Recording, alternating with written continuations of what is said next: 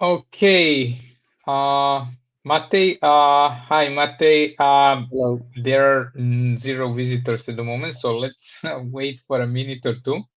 I hope that there'll be some people joining. So No. before we start, how do you feel? Uh, Uh, so we had similar session or practically the same session 3 weeks ago, but in our language, in Croatian or yes. Serbian. And now I also hope that we will have a possibility to provide some insights about the topic, and that people and visitors on today's session will be able to get something new, and they will have also possibility to implement this in their environment, or at least follow some best practices from there. Right, absolutely. And the point of organizing this session in English is that as we are having a community which is growing, and that community is having more and more people, and some of them are not speaking our language, and that's why we are organizing English-speaking sessions. Okay, we are having visitors joining. Mhm. So, good evening, everybody.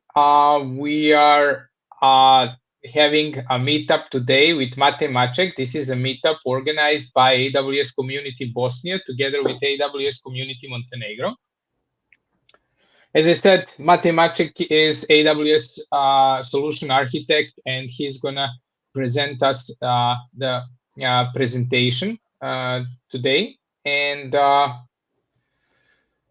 I guess we should start. Uh, No, what do you think, Matej? Yeah, Should yeah. we So go? Yeah. let's start with the presentation. So hello everyone. My name is Matej, solution architect at AWS team in the manufacturing team. So covering customers in manufacturing area. I'm based in Munich, originally coming from Croatia. I have been with AWS for 9 months now. And just to explain you more about my role, so what we as solution architects we are doing. So we are acting as a customer guide, navigating our customers through our services, sharing insights, and offering consultations to ensure they can architect and build solutions optimally. I started like a database administrator, but during my career, I experienced many challenges like team lead, but also technical lead, leading multiple teams. Coming from technical background, 10 years in IT, including 4 years dedicated to assisting various companies in migrating workloads to AWS. So from today's presentation, you should imagine that, for example, you have agility to scale your AWS infrastructure effortlessly, and everything. And on top of that, you have possibility to ensure your organization remains on the right side of complex compliance requirements. So we will dive into this today, and you will see how you can practically follow best practices and assure industry regulation are implemented inside your environment. Okay, so let's kick off with the presentation and start with the slides. So this what we can see today is that organizations are commonly looking for prescriptive guidance to ensure their workloads are following architectural best practices. And now more than ever, it's imperative that organizations have strong foundational architectures that are high performing, secure, reliable, cost efficient, and sustainable. So as we can see that in today's world, we have increased complex digital landscapes. Organizations are recognizing the need for robust foundations that will enable them to unlock the full potential of their computing environments. AWS is here to offer products, services and resources for organizations looking to adapt to organizational best practices, which means that this includes like AWS well-architected AWS solutions and the AWS Architecture Center, which features things like reference architectures and content on hot topics like how to architect sustainably. The point of all guidance is to help customers build a secure foundation that meets your control requirements so you host your highly regulated workloads. On this slide, you can see the list of common compliance requirements, and you can notice that some of them fall into the common strategies, like such as incident response or networking or disaster recovery. So we can say that these are like basic things required in compliance scenarios, but generally they take some time and effort to work through and complete correctly to meet the compliance requirements. This is where a strong foundational structure comes in, and it uses infrastructure as code to ensure that all accounts in the environment can meet customers' compliance requirements. And during today's presentation and at the end of the presentation, you will see how practically this can be implemented and how you can implement this precisely. Here you can see also what AWS is offering to our customers and what AWS has in portfolio. So this is what we can see that customers they need better visibility to integrate their cloud operations into their current workloads while maintaining high security standards and operational efficiency. And because of that, AWS is offering various services across the spectrum, and this includes like identity and access management, infrastructure protection, data protection, and also others. And the goal is to help our customers fulfill their requirements. Now we will see what is the how our customers are practically starting with AWS journey. So usually we can see that customers are starting with one VPC and they use IAM roles to manage access to various applications. But when you have only a few workloads, which belongs to a few teams, this is of course manageable. But however, over the time, you are adding more and more applications. And as you have more workloads, which are belonging to more teams, it becomes harder to isolate your workloads. And then some questions start to arise, like how you can prevent access for orange team to see blue application, or for example, how you can allocate workloads to team or cost center. But beside that, customers are experiencing problem with IP address limitations. They're hitting API or service limits, or for them it's difficult to understand billing separation. As I already mentioned, when customers are dealing with only one account where they're placing all their workload, they're facing many challenges. As company is growing, as products are exponentially growing, many teams would like to have separated workloads, and they would like to have isolation of their services. Beside that, they would like to have security controls. They would like to have compliance controls on specific workload.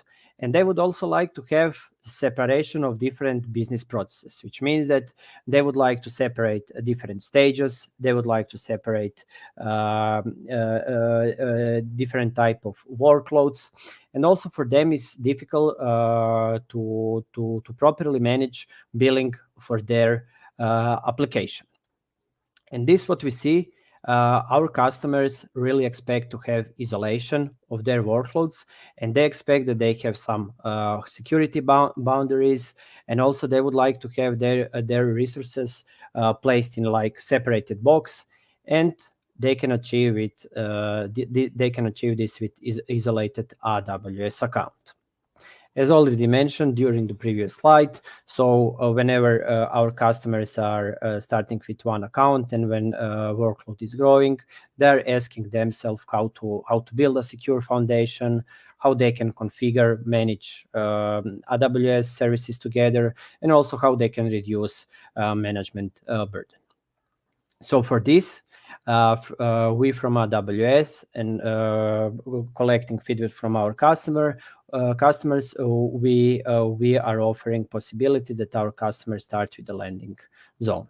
So landing zone is AWS environment with multiple accounts, and these accounts are configured in a way to allow multiple people and teams across your organization to start with the use of AWS services in a secure and scalable manner.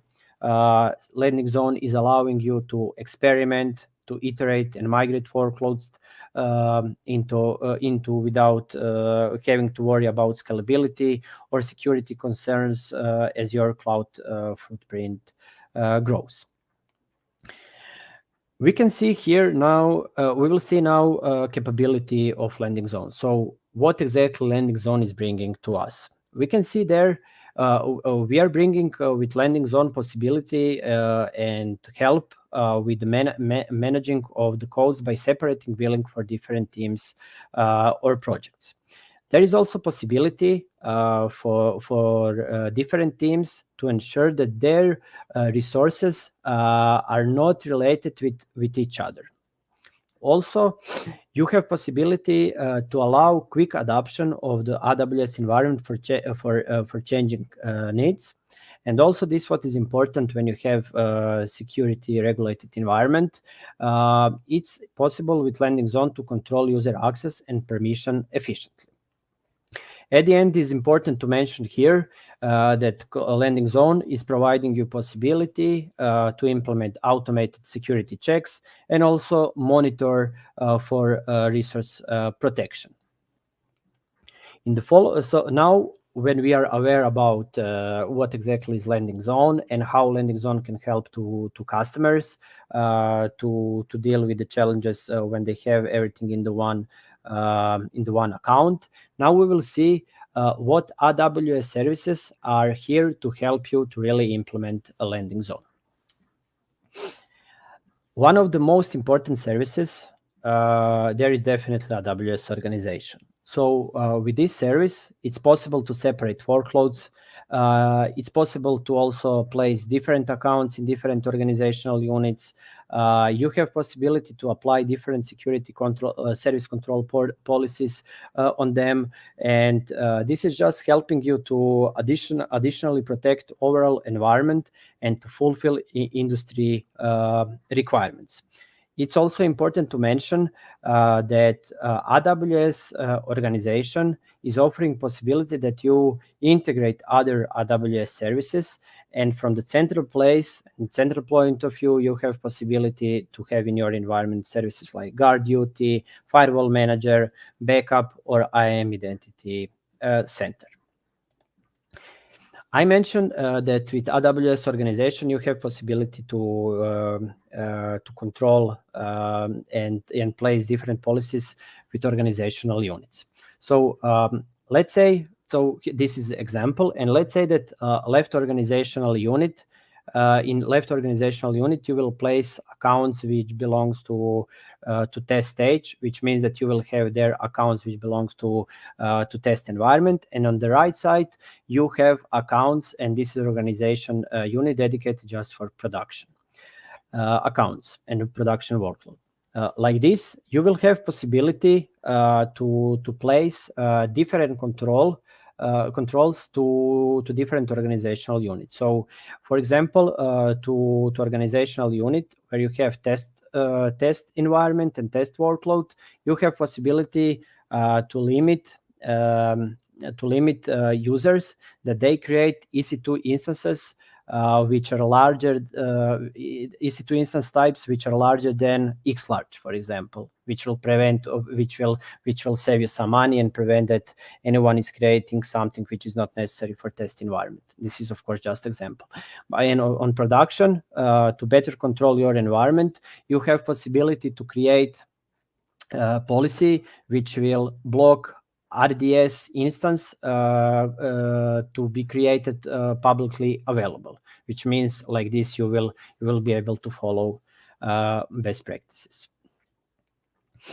Another service on top of AWS organization, which is important in building of landing zone, is AWS Control Tower. So practically AWS Control Tower is the service who is creating your landing zone, and with this you have possibility to follow best practices, and this service is giving us and providing us possibility to place governance control with different guardrails. So Control Tower is practically collecting logs from AWS accounts in your environment, but also reuse different rules which are available in AWS config, and they are then placed. These controls are placed to all accounts in your environment. Beside that, AWS Control Tower is offering different features, and one of them is possibility that you deny regions, and also that you prevent creation of resources in undesired regions, but also is possible to control data residency, which is important for any institution that should follow different regulations, like, for example, GDPR, or where data must stay in European Union. So this is, for example, applicable for companies in financial sector, and there you have a strict requirement that data stay just in your country, and with Control Tower and with features of Control Tower, you have possibility to assure that in your environment you are developing resources just in specific region. Control Tower, as I mentioned, Control Tower is assuring that you follow best practices, placing controls to your accounts or to your organizational units. There are 3 different types of controls: preventive, detective, and proactive, but I will here mention only 2 of them. So preventive controls are designed to prevent specific activities or access to specific resources, which means that they need to be always compliant. There is no possibility that you do not have them in compliant state. And on another hand, you have detective controls, which are focused on detecting unwanted events or violation after they have already occurred. And there you have possibility to see compliant and non-compliant state. For example, if you want to have, like I mentioned, RDS instances which are not created publicly, you have possibility to see their status, and you have possibility to see where they are created as expected, and where you have and also you have possibility to see where they are not created as expected. Here you can see example of controls that are possible to be created and implemented by Control Tower. So, like example, you have possibility to enforce MFA, multi-factor authentication, to be applied for your root user, which, by the way, will be from the next year, from the mid of next year. By default, enforce control. There is also possibility that you enforce from the centralized point with Control Tower controls, possibility that all S3 buckets in your environment are created with versioning enabled. Of course, there are also other examples, but I will mention here only 2.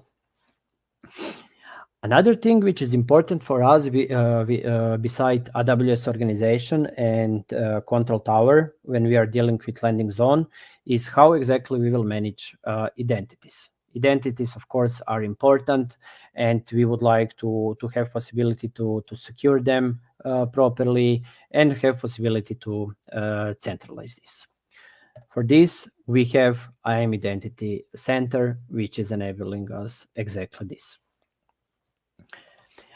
Here on this example, you can see how users, here is mentioned how administrator of the system is accessing to accounts when in the environment is not implemented landing zone, and when they are not using IAM Identity Center. So administrator user is using root user to connect to other accounts, and action like this should be prohibited and should not be allowed to be used in production. I mean, in any account. Root user should be really used just in some specific cases, and should be adequately protected. When you have IAM Identity Center, then you are accessing to your accounts through centralized portal, and like this you have also possibility to access to your accounts with admin access, but also with access which is necessary for other users to have to specific account. So what exactly is IAM Identity Center, and why? What exactly IAM Identity Center is offering to our customers? With IAM Identity Center, you have possibility to bring your Active Directory, integrate with your Active Directory with IAM Identity Center, or you can create new Active Directory using AWS service. Beside that, you have possibility to integrate with external identity providers, and like this, you will have a centralized place of your all identities, and you will have possibility to manage them from the center place, and like this you will be able to access to multiple accounts in your environment, and also assign these to different applications. Now I will provide you example how IAM Identity Center is working, and how users are using IAM Identity Center. So imagine now that you have a few users in your environment, and they should be part of some groups. You should always place users to groups to follow best practices, and then these groups will have access to specific accounts.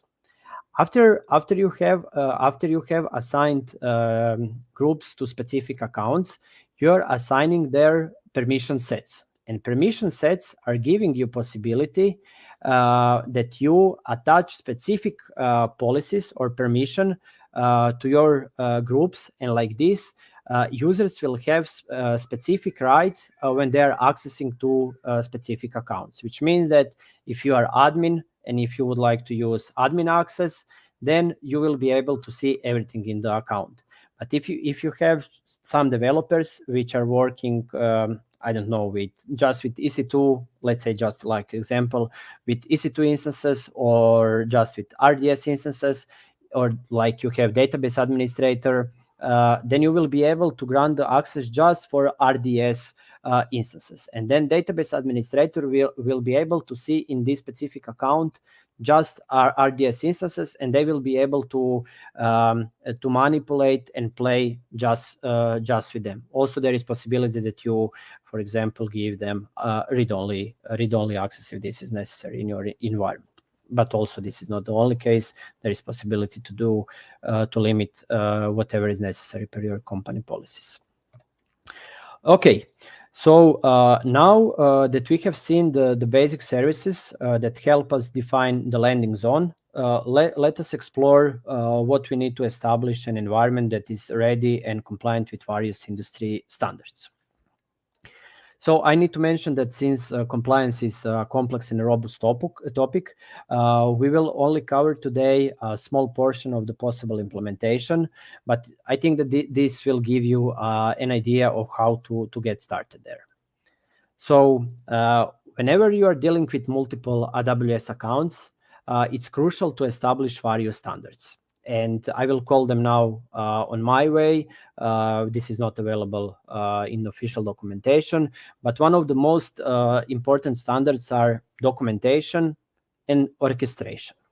So let me explain both of these standards. So with documentation, you have possibility to set standards such as inventory management, backup strategy, patching strategy for different systems, like for Linux or different databases. You have possibility to define disaster recovery strategy and more. And like this, your internal customers will be able to have clear understanding of what to expect from your services. And on top of that, documentation will be valuable for you while you are onboarding, for example, new members, but also, which is most important when you are dealing with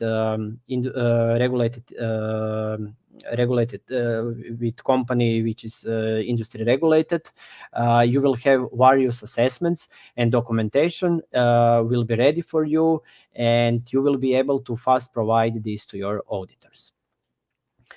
Another thing which I mentioned, another standard which I mentioned, is orchestration, and this is something which is really core process that enables faster and consistent resource management. Which means that with this you have possibility to apply appropriate tags, policies, and standard to resources. And like this, you have possibility to generate different reports. You have possibility to automatically onboard resources to backup strategy, send metrics to monitoring systems, and you are able to ensure that the expected configuration is always in place. For any company, it's crucial to maintain compliance, and AWS is here to provide various services to help achieve this. Now I will show you one of the most important services where you will be able to see example how exactly AWS is helping with it. So as data backup is crucial for every company, especially for those that need to comply with various regulations. I will go now through this example, and I will show you how AWS service or AWS backup is helping you to achieve this with the use of managed services. So AWS backup is when you have environment with multiple accounts, it's possible to integrate with AWS organization. And like this, you're allowing to scale the service and apply policies to accounts in your environment, which means that you have central place, and then from there you are able to control backup in all accounts in your environment. You are doing this in administrator account, and there you are defining different backup plans, and you're attaching them to specific organizational unit. This means that what I meant with different backup plans, for example, for test stage, you would like to have retention, backup retention like 7 days, but for production, you would like to have, 1 year retention. And with defining different backup plans and attaching them to different organizational unit, you can achieve this from the central place. There is also possibility that you enable encryption, and also in case you need to be ready for disaster recovery, you should enable cross-region replication. And everything which I mentioned will be automatically done for you. Of course, you need to in advance to prepare everything, but after that, you will have this managed by AWS service. In this example, which I'm providing to you, if you want to include some resource in the strategy, you should use a specific tag that triggers this corresponding backup plan based what you defined previously. To give you some example, in case you have RDS instance or EC2 instance that should be part of the strategy, you should assign there the respective tag, and after that, AWS backup will automatically detect this, and it will include to the strategy, and respective retention period will be applied there, which means that following this approach can be really highly beneficial during various assessments. This is also, for example, like documentation. And when you have environment like this, there is no longer that you need to spend countless hours managing your backup strategy.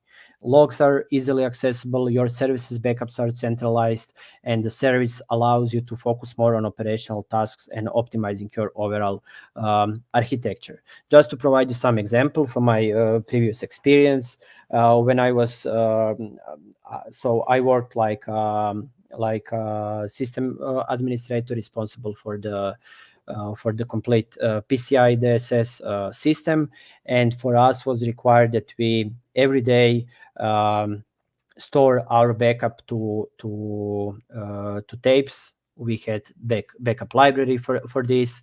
To really start with this, we needed to create backup, to configure backup library, configure tapes, plans, and so on. And then every day, during the day, we needed to replace these tapes. We moved them from the backup libraries, and then we needed to also write the documentation about it, and we also needed to store them in a bank. And like this every day, repeatedly every day. And now with AWS backup, there is no need that you do that anymore, because everything is done for you automatically. And also, which is important to mention, when I had in on-prem world assessments with auditors, I spent like at least 3 weeks to prepare documentation and to have ready logs for our auditors. And now with AWS backup, there is no need that I have this, that I'm struggling with this. I just need to extract logs. Documentation is already ready, and I just need to provide them possibility that they access to AWS backup if needed, and I'm ready with the assessment. Okay, so now that we have seen one example of how to balance an environment with multiple accounts, it's important to demonstrate how this balancing can be achieved for the entire environment you are responsible for.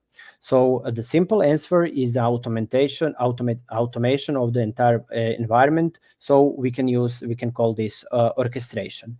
To accomplish this, it's important that access to AWS Management Console should be restricted only through IAM Identity Center, where the maximum permission granted to customers is read-only. Like this, you will assure that resource management becomes controlled. So like this also, each specific AWS account will have configured baseline, and you can for this follow CSI hardening and also AWS best practices, which will give you a good starting point. So like this, you have possibility that your configuration with this baseline is fully automated, and whenever you are creating new account, you will use this as initial account setup, and all accounts will share the same base configuration. This means that, for example, if you would like to have backup vault in your new accounts, you will be able to connect with the predefined backup policies. You will be able to change the default setting of EBS encryption to be always enforced. You will be able, for example, to create various CloudWatch alarms in advance, or you will be able to implement VPC flow logs that later you will be able to centralize them and help network team to troubleshoot during the some problem. Also, as visible on the picture, it's important that each AWS account should have a corresponding Git repository. So Git repositories which are involved in the process also must follow defined standards, and this includes a webhook to trigger a pipeline, and you should have there like a protected branch with approval requirements and a restricted group responsible for merging pull requests.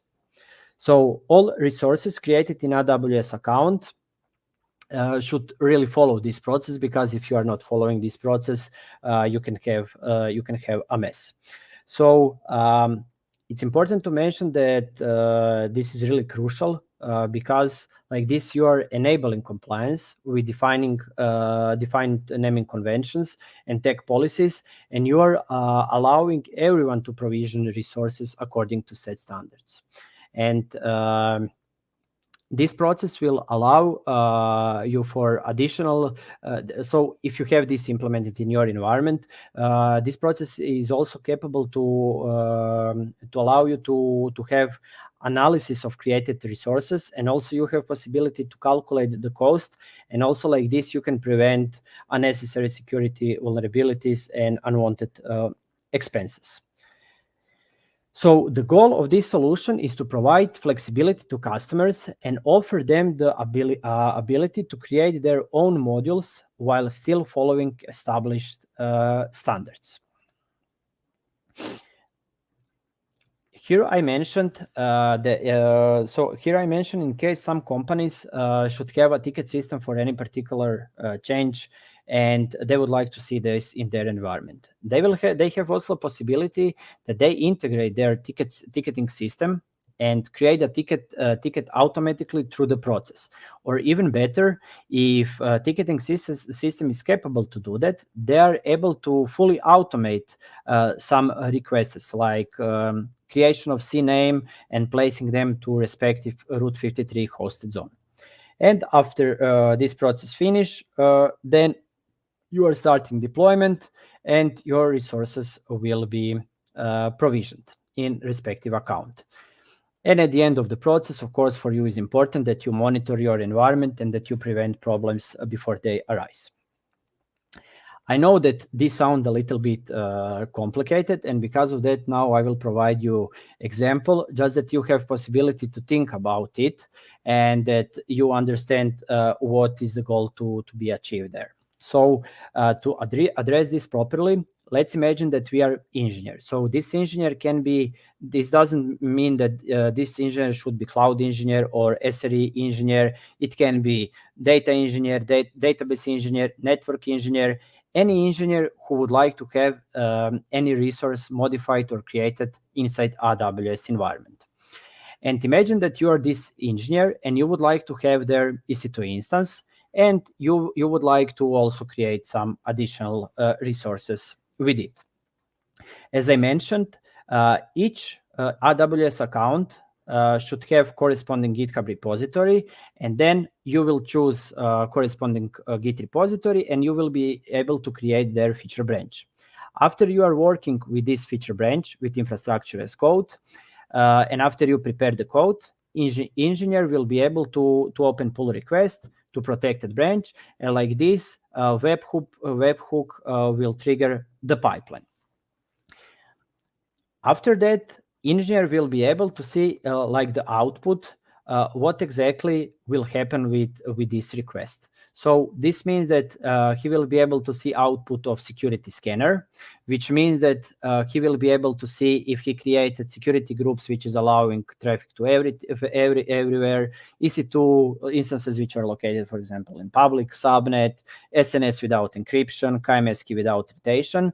And if you don't want to allow this in your company, you are able to block such a request. And then if you are blocking such a request, engineer will need to repair this change. And after engineer repair this change, he will be able to move forward and request the merge. And also in the output, engineer will be able to see what will be the cost of this change.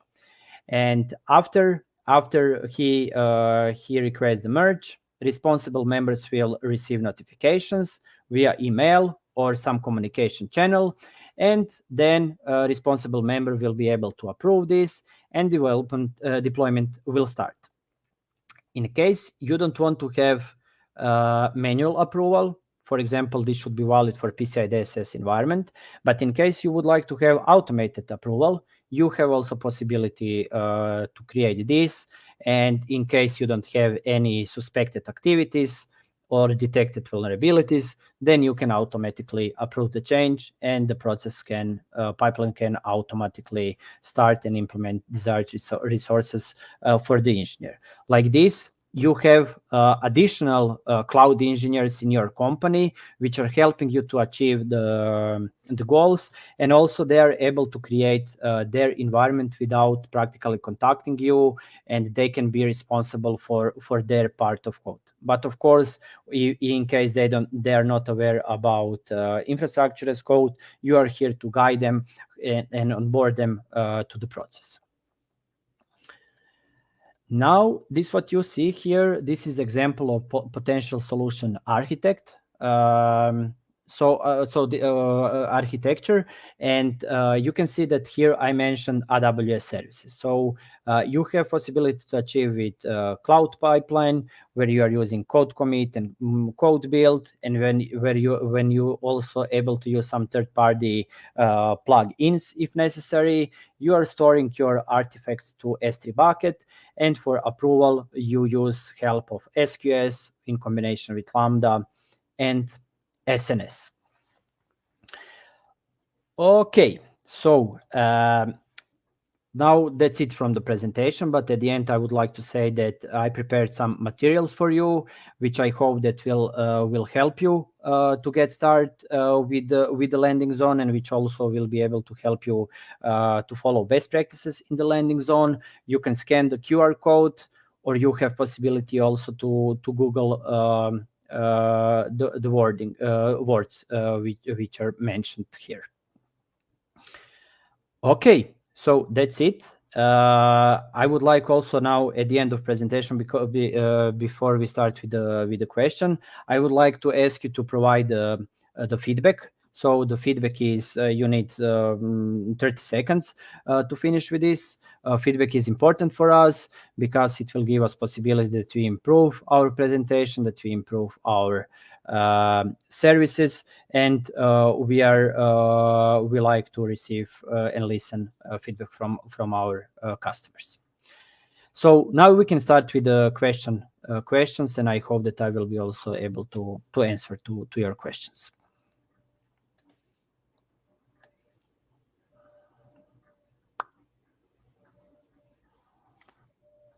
Is there any questions?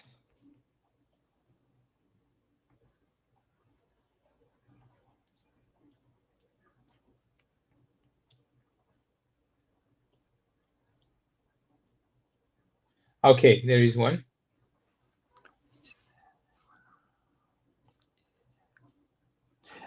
So this depends. So is it necessary for startup project or only for enterprises? So this what I mentioned here and this what I presented here depends on the workload you have.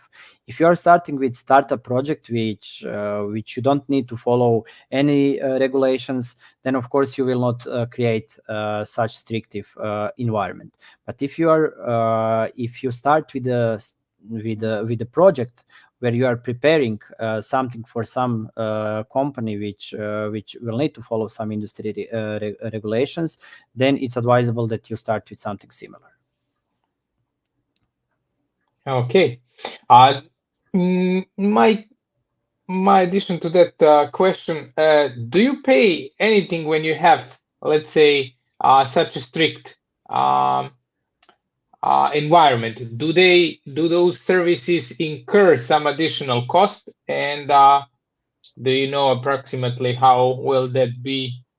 How much will that cost, let's say, a startup company that is willing to, let's say, have some rule to be bulletproof for future?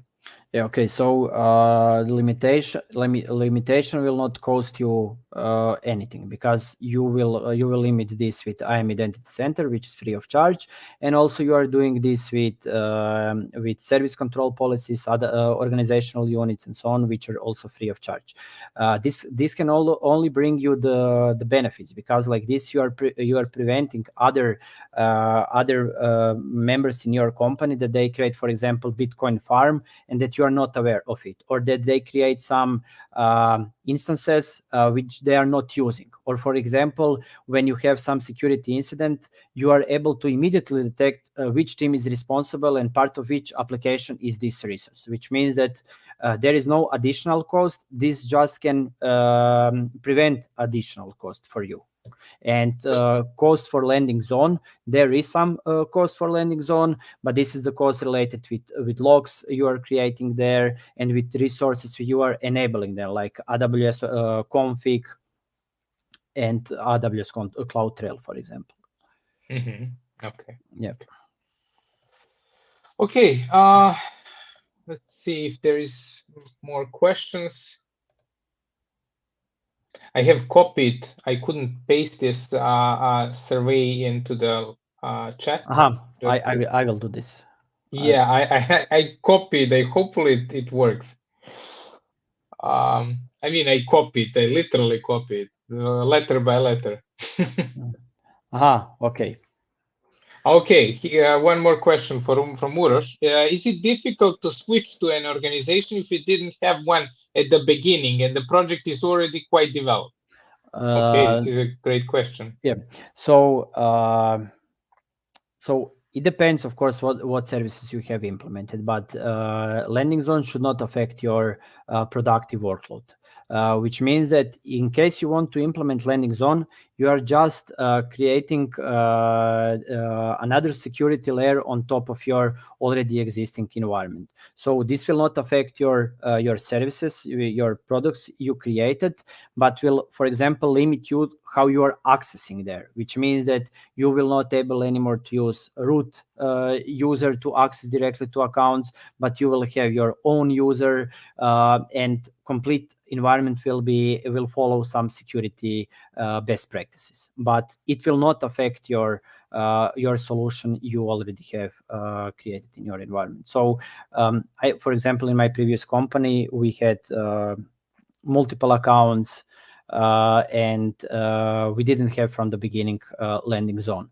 And after we are already implemented many applications there and products, we were able to enable landing zone there without any problem, just adding on top of everything additional security for our environment. Okay, great. Yeah. One more thing from me. Let's say first some clarity. Basically, landing zone is a concept, and control tower is a service that is provided by AWS that implements the landing zone as a concept. Correct. Yeah. So there are different types of landing zones. There are, let's say, some other vendors are implementing landing zones. However, only control tower is integrated with identity center directly and can be implemented basically, let's say, in automated way. However, is control tower right now, are you able to let's say enforce cloud formation, control tower over cloud formation? Can you implement that as an infrastructure as a code? You can, but maybe you will not be able to create everything you would like to have there. Especially this, what I mentioned here, is not possible everything to create with the code. But most of this, what I mentioned, which is related with AWS services, is possible to create, especially with cloud formation. Okay. Yeah, but of course, documentation is not possible to be created. But there is possibility that you create cloud formation, but it's easier, I mean, at the end, because when you are starting with landing zone, you are usually creating this through the console because you are specifying some stuff there, and it's easier to be created like this. And then on top of that, after that, you are building automation on all other accounts. Okay. As I remember previously, control tower wasn't able to establish the multi-regional governments, or it wasn't recommended. Is that the case still? you have possibility to establish multi-regions controls, but you always have one home region. And then on top of that, you can add multiple regions. And it's advisable really that if you have additional regions, that you define them in regions where you will really run some workloads. Okay. Yeah. Okay. Okay, I would like to thank you, all of you. Thank you for being here. I hope that you had possibility to learn something new and that you will be able to follow this in your company.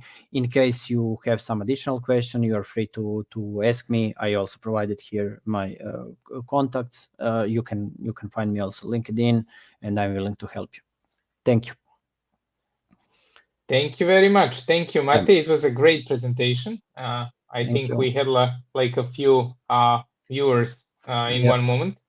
Yep. So yeah, I think it was great presentation, and I believe we learned a lot. So thank you very much, and see you in some of the next sessions. Yeah, thank you. See you. Bye-bye. Bye.